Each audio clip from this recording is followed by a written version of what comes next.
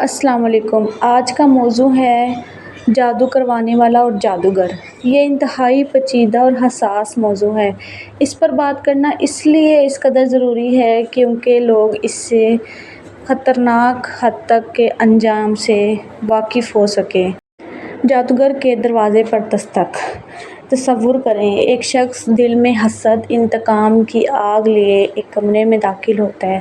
وہ اس کمرے میں اس لیے داخل ہوتا ہے کہ اس کے اندر انتقام کی آگ زہر کی حد تک پھیلی ہوتی ہے کہ وہ کسی نہ کسی طریقے سے اس شخص کو برباد کر دے۔ اپنے انتقام اور حسد میں وہ اس حد تک جا چکا ہوتا ہے۔ وہ اس شیطانی سوچ کے ساتھ وہاں آیا ہوتا ہے کہ کسی کی زندگی برباد کر سکے اور اپنے دل کو سکون پہنچا سکے۔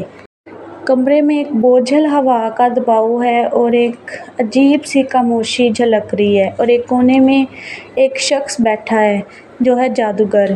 اس نے اپنی ساری زندگی انسانوں کو نقصان پہنچانے میں ہی صرف کی ہے۔ مکالمے کا آغاز۔ کسی نے میری زندگی کی خوشیوں کو چھین لیا ہے، مجھے تمہاری مدد چاہیے۔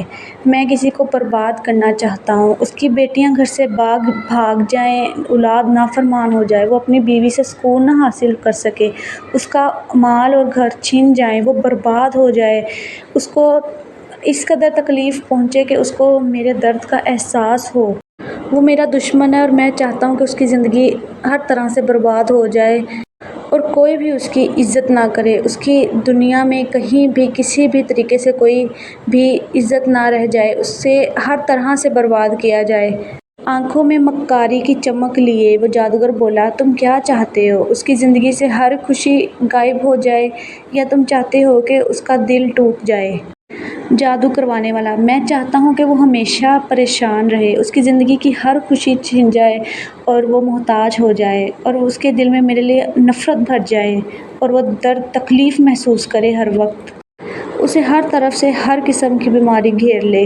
مسکراتے ہوئے وہ جادوگر بولا کہ یہ خواہش تمہاری پوری ہو سکتی ہے، لیکن اس کے لیے تمہیں اپنے آپ کو میرے حوالے کرنا ہوگا۔ تمہیں شیطان کے ساتھ ایک معاہدہ کرنا ہوگا اور تمہاری ہر خواہش پوری کر دی جائے گی۔ لیکن اس کا ایک یہ بھی نقصان ہے کہ اس کا اثر نہ صرف اس شخص پہ ہوگا جس پہ تم جادو کروا رہے ہو بلکہ تم پہ خود بھی ہو سکتا ہے۔ جادو کروانے والا بولا ہے، مجھے کوئی پرواہ نہیں، میں بس اس شخص کو برباد کرنا چاہتا، میں صرف اس کی بربادی دیکھنا چاہتا ہوں۔ جادوگر مکاری سے بولا، اچھا پھر تیار ہو جاؤ، میں ایسے کلمات پڑھوں گا جس سے تمہارے دل کی آگ اس کے دل میں منتقل ہو جائے گی، لیکن تمہیں اس کے نام کے ساتھ ساتھ مجھے کچھ چیزیں بھی دینی ہوں گی اس کی، جس پر اس کا لمس ہو، جیسے کہ بال، تصویر یا جس کو اس نے چھوا ہو، کوئی ایسی چیز۔ تو جادو کروانے والا بولا، ہاں مجھے پتہ ہے، میں نے اس کی بربادی کے لیے اس کی ہر چیز اکٹھی کی ہے تاکہ میں اسے تباہ ہوتا ہوا دیکھ سکوں۔ شیطانی ہنسی ہنستے ہوئے جادوگر بولا کہ چلو ٹھیک ہے، اب تم میرے ساتھ ان تاریک طاقتوں کے معاہدے پر دستخط کرو تاکہ تمہاری خواہشات پوری ہو سکیں، لیکن یاد رکھنا ان سب کے بعد شیطان کے قبضے میں تمہاری روح چلی جائے گی، کیونکہ شیطان کچھ بھی کبھی بھی مفت میں نہیں کرتا۔ تو جادو کروانے والا بولا، مجھے کوئی پرواہ نہیں، میں صرف اس شخص کی بربادی دیکھنا چاہتا ہوں۔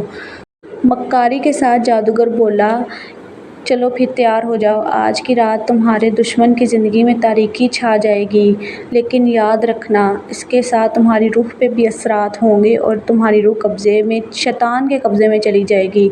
تو مکالمے کا انجام یہی ہے کہ جب انسان جادو کروانے کے لیے کسی جادوگر کے پاس جاتا ہے تو نہ صرف وہ اپنے دشمن کے لیے خطرناک راستہ چنتا ہے بلکہ وہ اپنے لیے بھی ایک خطرناک راستہ اختیار کر لیتا ہے، اور تباہی صرف اس کے دشمن کی ہی نہیں ہوتی بلکہ اس کے اثرات اس پہ، خود پہ، اس کے گھر پہ، اپنے گھر پہ اور اس کے اپنے لوگوں پر بھی ظاہر ہونا شروع ہو جاتے ہیں، کیونکہ شیطان کسی کو بھی مفت میں کوئی چیز نہیں دیتا، اس لیے وہ اگلے پر اثرات تو ہوتے ہی ہیں، لیکن بعض اوقات یہ اقدام یہ اٹھانے والا کسی کی بربادی کے لیے اٹھانے والے قدم خود اپنی بربادی کا سبب بن جاتے ہیں۔ کئی ایسے وار الٹے بھی چل جاتے ہیں جو ہم کسی پہ کرتے ہیں، کوئی جادو کا یا اس طرح کی کوئی چیز، تو وہ ہم پہ خود پہ بھی پڑ جاتی ہے۔ جادو کا انجام بربادی ہے، چاہے پھر جادو کروانے والے کی دشمن کی ہو یا پھر اس کی اپنی۔ قرآن و حدیث میں جادو کرنے والا یا کروانے والے یا جو بھی ہے جادو کو ایک سنگین گناہ قرار دیا گیا ہے۔ اسی طرح سورۃ البقرہ کی آیت نمبر 102 میں واضح طور پر بیان کیا گیا ہے کہ جادو کرنے والے اور جادو سکھانے والے لوگوں کے درمیان جدائی ڈالنے کے لیے یہ عمل کرتے ہیں، جو کہ نہ دنیا میں اور نہ آخرت میں اپنا کوئی حصہ نہیں پاتے۔ اس تحریر کو اس لیے واضح کیا گیا ہے تاکہ لوگوں کو جادو کے خطرناک نتائج سے آگاہ کیا جا سکے کہ یہ قرآن و حدیث میں بھی ایک سنگین گناہ ہے اور اس کا عمل انسان کی زندگی میں کس قدر تباہی اور بربادی کا سبب بنتا ہے۔ اس مکالمے کا سبق یہی ہے کہ شیطان اور جادو کے ساتھ معاہدے کا انجام ہمیشہ تباہی اور بربادی ہوتا ہے۔ اس سے بچنے کی واحد صورت اللہ سے توبہ استغفار ہے اور اللہ کی طرف رجوع ہے۔